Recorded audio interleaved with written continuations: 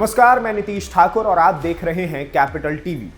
कश्मीर एक ऐसा नाम जिसे सुनते ही आतंकवाद, अलगाववाद, पलायन और हजारों परिवारों की चीखें याद आ जाती है। लेकिन सवाल यह है कि क्या 36 साल बाद भी इतिहास के वो जख्म ताजा हो सकते हैं?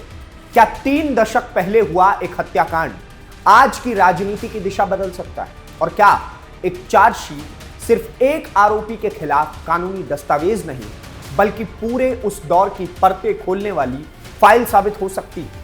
36 साल पहले एक कश्मीरी पंडित नर्स जिसने घाटी छोड़ने से इनकार कर दिया था, जिसने मरीजों की सेवा को अपना धर्म माना, उसे आतंकियों ने अगवा किया, कई दिनों तक प्रताड़ित किया गया और फिर गोलियों से छलनी कर दिया गया। उसके शव के पास एक पर्ची छोड़ी गई ताकि डर फैले, ताकि घाटी में बचा हुआ हर कश्मीरी पंडित यह संदेश समझ जाए कि अब यहां उसके लिए कोई जगह नहीं बची। आज उसी मामले में जम्मू कश्मीर की स्टेट इन्वेस्टिगेशन एजेंसी ने 737 पन्नों, जी हां 737 पन्नों की चार्जशीट दाखिल की। इस चार्जशीट में आतंकवाद फंडिंग मामले में उम्र कैद की सजा काट रहा यासिन मलिक को भी आरोपी बनाया गया है। लेकिन क्या यह सिर्फ एक हत्याकांड की जांच है या फिर उन घटनाओं की नई पड़ताल है जिन्होंने 1990 में कश्मीर की तस्वीर ही बदल दी थी?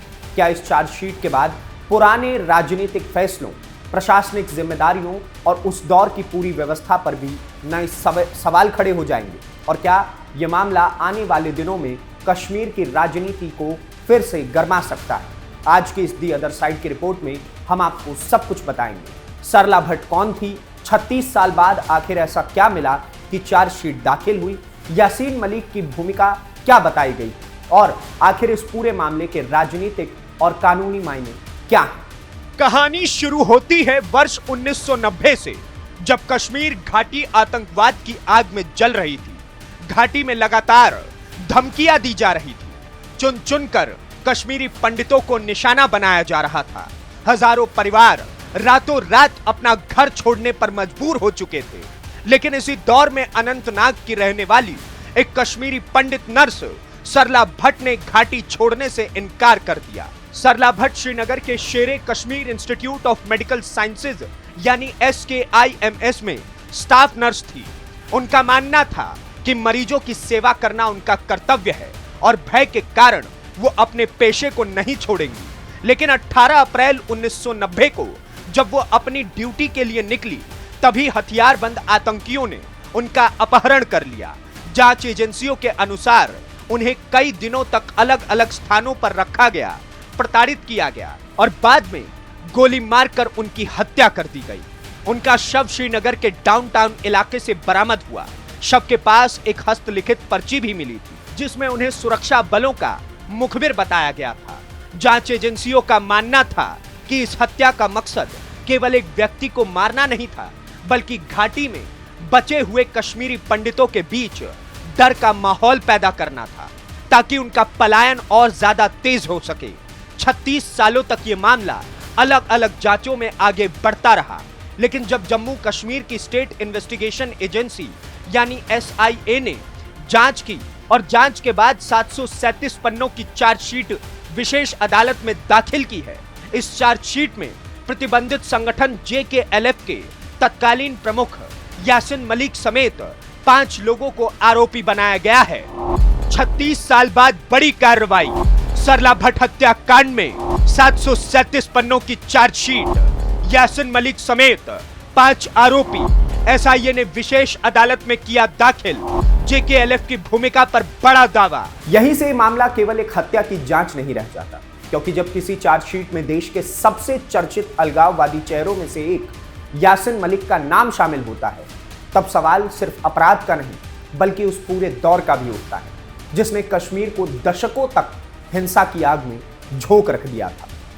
सबसे बड़ा सवाल यह है कि क्या 36 साल बाद ऐसा कौन सा सबूत मिला जिसने जांच एजेंसी को यह चार्जशीट दाखिल करने के लिए प्रेरित किया है? क्या यह केवल पुराने रिकॉर्ड का एक संकलन है? क्या एक पैटर्न है? या फिर नई गवाहियां भी हैं, नए दस्तावेज और नए फैक्ट्स भी सामने आए? और अगर जांच एजेंसी का दावा सही साबित होता है तो क्या आने वाले दिनों में 1990 के कई दूसरे मामलों की जांच भी इसी तरह तेज हो सकती है?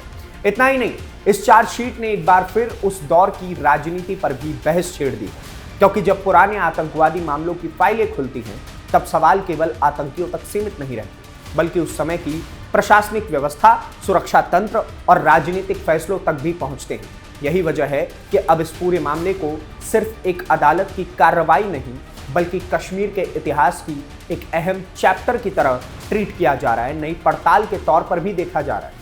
अब सवाल यह है कि आखिर चार्जशीट में यासिन मलिक के खिलाफ कौन कौन से आरोप लगाए गए, किन लोगों को आरोपी बनाया गया है और जांच एजेंसी ने किन दस्तावेजों और गवाहियों के आधार पर यह दावा किया है कि सरला भट्ट की हत्या एक बड़ी साजिश का हिस्सा थी।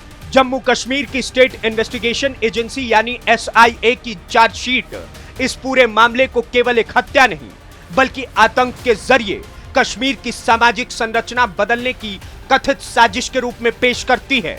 एजेंसी ने अपने 737 पन्नों की चार्जशीट में दावा किया है कि सरला भट्ट की हत्या किसी व्यक्तिगत दुश्मनी का परिणाम नहीं था, बल्कि इसका उद्देश्य घाटी में रह रहे कश्मीरी पंडितों के बीच ऐसा डर पैदा करना था कि वो अपना घर छोड़ने पर मजबूर हो जाए।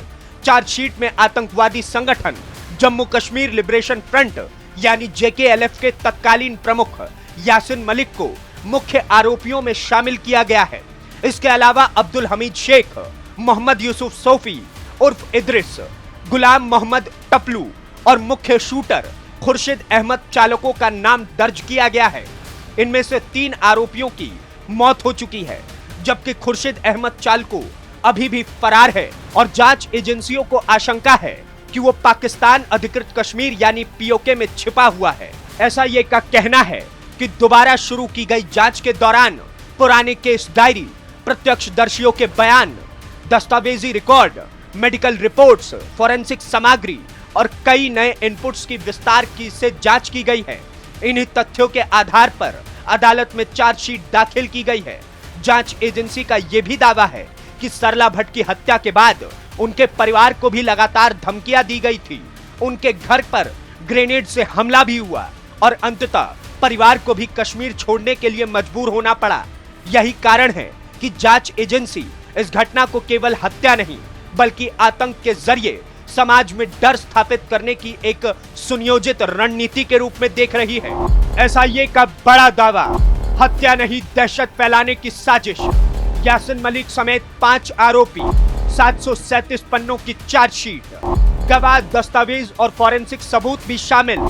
कश्मीरी पंडितों के पलायन से जोड़ा गया मामला। लेकिन इस पूरी कहानी का सबसे अहम पहलू केवल सरला भट्ट की हत्या नहीं, बल्कि यह है कि 36 साल बाद आखिर ये फाइल दोबारा खुली कैसे। आखिर ऐसा क्या हुआ कि जिस मामले को इतिहास का हिस्सा मान लिया गया था वो अचानक फिर अदालत तक पहुंच गया। दरअसल पिछले कुछ सालों में जम्मू कश्मीर में 1989 और 1990 के दौरान हुई कश्मीरी पंडितों की चुनिंदा हत्याओं की दोबारा से जांच शुरू हुई। सबसे पहले पूर्व सेशन जज नीलकंठ गज्जू हत्याकांड की फाइल खुली और उसके बाद सरला भट्ट हत्याकांड की जांच भी दोबारा शुरू कर दी गई। जांच एजेंसियों ने पुराने रिकॉर्ड्स खंगाले, कई स्थानों पर, कई जगहों पर छापेमारी की गई, पुराने संदिग्धों के ठिकानों तक भी पहुंचाया गया और ये वर्षों से बंद पड़ी हुई केस डायरी को नए सिरे से पढ़ा गया। यही वजह है कि अब इस चार्जशीट को केवल एक कानूनी दस्तावेज भर नहीं, बल्कि 1990 के दौर में हुई टारगेट किलिंग्स की नई जांच की शुरुआत माना जा रहा है। राजनीतिक विश्लेषकों का मानना है कि अगर इसी तरह के पुराने मामलों की जांच आगे बढ़ती है तो आने वाले समय में कई और फाइलें खुल सकती हैं, कई ऐसे केस जिनमें वर्षों से कोई ठोस कार्रवाई नहीं हुई और वो भी जांच एजेंसियों के दायरे में आ सकते हैं। यानी ये मामला सिर्फ और सिर्फ यासिन मलिक तक सीमित नहीं रहेगा, ये उस दौर की पूरी कहानी को फिर से अदालत के सामने लाने की कोशिश भी माना जा रहा है। और शायद यही वजह है कि इस चार्जशीट को कश्मीर की राजनीति और आतंकवाद के इतिहास दोनों के लिए बेहद महत्वपूर्ण माना जा रहा है। अब सवाल यह है कि यासिन मलिक के खिलाफ पहले से कौन कौन से मामले चल रहे हैं, आखिर वो पहले ही उम्र कैद की सजा क्यों काट रहा है और क्या सरला भट्ट हत्याकांड की यह चार्जशीट उसके कानूनी संकट को और आगे बढ़ा सकती है। अगर यासिन मलिक के खिलाफ दर्ज मामलों पर भी नजर डालें तो ये पहली बार नहीं है कि जब उसका नाम किसी बड़े आतंकवादी मामले में सामने आया हो, बल्कि पिछले 3 दशकों में आतंकवाद, अलगाववाद और राष्ट्र विरोधी गतिविधियों से जुड़े कई मामलों में उसका नाम जांच एजेंसियों की चार्जशीट का हिस्सा रहा है। सबसे बड़ा मामला आतंकवाद की फंडिंग का है। राष्ट्रीय जांच एजेंसी यानी एनआईए ने 2017 में यासिन मलिक के खिलाफ मामला दर्ज किया था। जांच में आरोप लगाया गया कि घाटी में अलगाववाद और आतंकवाद को बढ़ावा देने के लिए हवाला करके करोड़ों रुपए जुटाए गए। साल 2022 में यासिन मलिक ने अदालत में कई आरोप स्वीकार किए, जिसके बाद दिल्ली के विशेष एनआईए अदालत ने उसे आजीवन कारावास की सजा सुना दी। फिलहाल वो दिल्ली के तिहाड़ जेल में बंद है। इसके अलावा उसके खिलाफ गैर कानूनी गतिविधियां रोकथाम अधिनियम यानी यूएपीए, आपराधिक साजिश और आतंकवाद से जुड़े और भी कई मामले दर्ज हैं। 1990 में श्रीनगर में भारतीय वायुसेना के जवानों पर हुए हमले के मामले में भी उसका नाम सामने आया है और वो मुकदमा अभी न्यायिक प्रक्रिया में भी चल रहा है। वहीं तत्कालीन केंद्रीय गृह मंत्री मुफ्ती मोहम्मद सईद की बेटी रुबैया सईद के अपहरण मामले में भी यासिन मलिक का नाम सामने आया है और उस मामले में भी अदालती प्रक्रिया जारी है। अब सरला भट्ट हत्याकांड की चार्जशीट ने उसके कानूनी संकट को और गहरा कर दिया है। अगर अदालत इस चार्जशीट पर संज्ञान लेकर मुकदमे की सुनवाई करती है और जांच एजेंसी अपने आरोपों को सबूतों के साथ साबित करने में सफल होती है, तो यह मामला यासिन मलिक के खिलाफ एक और महत्वपूर्ण आपराधिक मुकदमे के रूप में दर्ज होगा। यानी आतंकवाद फंडिंग से लेकर अब सरला भट्ट हत्याकांड तक कानूनी मोर्चे पर यासिन मलिक की मुश्किलें लगातार बढ़ती दिखाई दे रही हैं। यासिन मलिक की बढ़ती मुश्किलें, पहले से उम्र कैद की सजा काट रहा, आतंक फंडिंग मामले में दोषी, यूएपीए समेत कई गंभीर केस, एयरफोर्स हमला और रुबैया सईद केस लंबित, अब सरला भट्ट हत्याकांड की चार्जशीट। कुल मिलाकर 36 साल बाद सरला भट्ट हत्याकांड में दाखिल हुई ये 737 पन्नों की चार्जशीट सिर्फ एक पुराने केस की फाइल भर नहीं है, बल्कि 1990 के उस दौर की एक नई पड़ताल भी है जिसने कश्मीर की तस्वीर बदल दी थी।